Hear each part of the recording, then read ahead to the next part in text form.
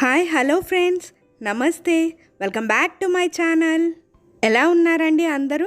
నేనైతే చాలా బాగున్నాను. మీరు కూడా బాగున్నారని ఆశిస్తున్నాను. ఈరోజు వీడియోలో నేను యమ్మీ చీజ్ స్వీట్ కార్న్ సమోసా తయారు చేస్తున్నాను. ఇది పిల్లలకి చాలా బాగా నచ్చుతుంది.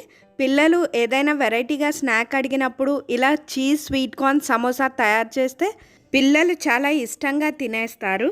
మరి ఇంకెందుకు ఆలస్యం, పదండి చీజ్ స్వీట్ కార్న్ సమోసా ఎలా తయారు చేయాలో చూసేద్దాం. వీడియోలోకి వెళ్ళే ముందు మీరు నా వీడియోస్ ఫస్ట్ టైం చూస్తున్నట్టయితే సబ్స్క్రైబ్ చేసి బెల్ యాక్టివేట్ చేసి ఆల్ ప్రెస్ చేయండి.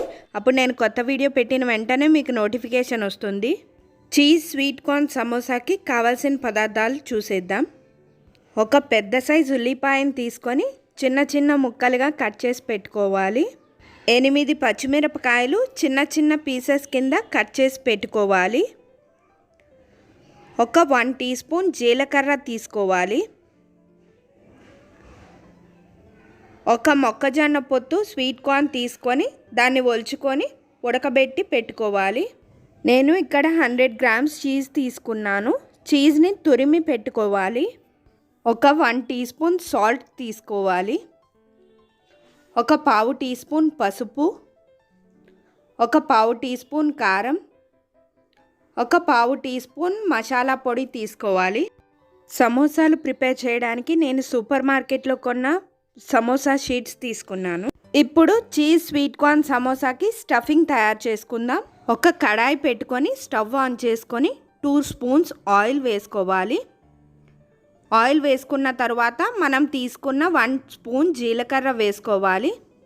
వేసుకొని పచ్చిమిరపకాయ ముక్కలు కూడా వేసుకొని ఫ్రై చేసుకోవాలి.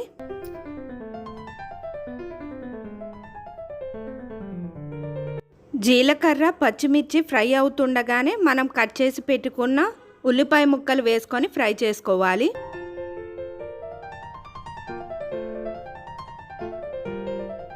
ఉల్లిపాయ ముక్కలు ఫ్రై అవుతున్నప్పుడు సాల్ట్ వేసుకుంటే ఉల్లిపాయ ముక్కలు త్వరగా మగ్గుతాయి. ఉల్లిపాయ ముక్కలు కొంచెం ఇలా ట్రాన్స్పరెంట్గా వేగితే సరిపోతుంది. ఇప్పుడు మనం ఉడకబెట్టి పెట్టుకున్న స్వీట్ కార్న్ ఇందులో వేసుకోవాలి. వేసుకొని ఒకసారి ఫ్రై చేసుకోవాలి.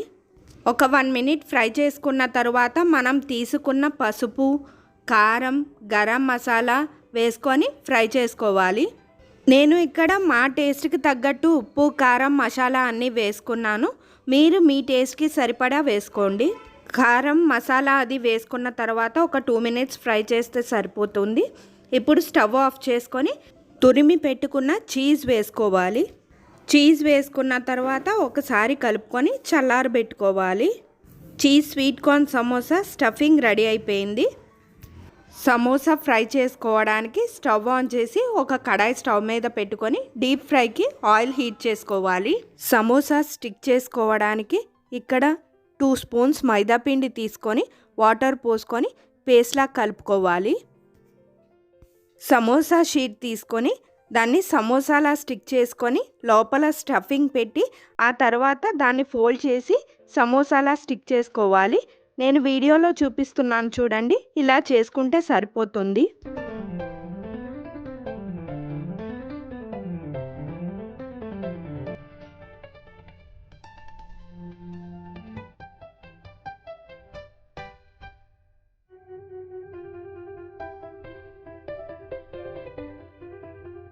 మిగిలిన సమోసాలన్నీ కూడా అదే విధంగా మనం తయారు చేసుకోవాలి.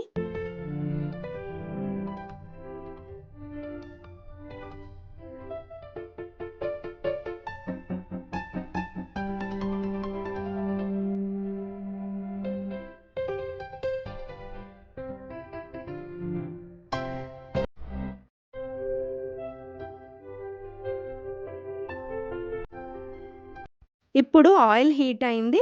ఇప్పుడు మనం తయారు చేసుకున్న సమోసాలన్నీ వేసుకొని డీప్ ఫ్రై చేసుకోవాలి.